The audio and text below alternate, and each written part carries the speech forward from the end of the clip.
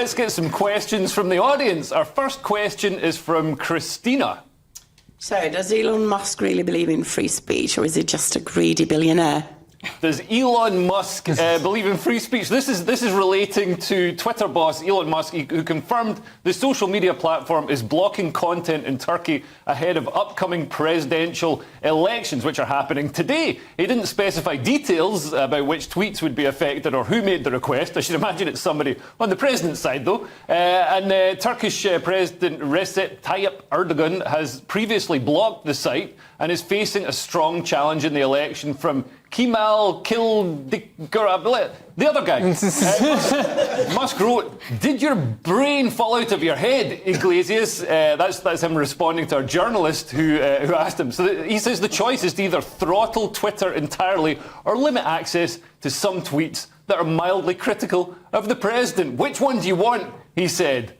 I mean, what do you make of this, Francis? I mean, this seems like... I mean, I don't know. Tech companies are caught between a rock and a hard place. He's got the choice of either not censoring the president's opponents or having Twitter completely cut off. Well, at that point, you've got to ask, so what are his values? Is he actually pro-free speech? And if he's pro-free speech, doesn't that actually mean that you're then going to pay the price for your free speech? Yeah. No, he's playing the long game, surely. This is like not swearing for Ofcom, isn't it? He's got to keep within the lines and make sure that... Because Erdogan's got previous. He shut down Twitter before when there might have been some unhappy people with his response to the earthquake.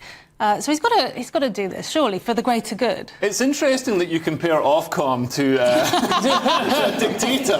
You've been working at GB News too long, Cressida. I'm just saying, there are limits. You've got to play within the rules of the game, haven't you? So he's just working within the rules, just as anybody posting on Twitter is working within the guidelines of Twitter. Well, look, Elon Musk has come out as a free speech absolutist, and he said, you know, this is one of the cornerstones of Western civilization. But the reality is, when it comes to other parts of the world, turns out they don't like it. Well, we've seen this with other tech organisations that have worked with, for example, the Chinese government to limit access. I mean, I can't remember which... Did Google work with the Chinese government to... I mean, they all probably work with the Chinese government, mate, do you know what I mean? But not just manufacturing the mobile phones and things. This is actually, you know, limiting access to sites and limiting search results. Well, the reality is that if you want to operate in these countries, then you have to adhere by their rules. And a lot of these countries have, dare I say it, gender-critical leaders, mate. So... Well, the good thing is here, Musk got it all out in the open. We know that he's going to be doing this. It's not shadow banning. It's not sneaky. So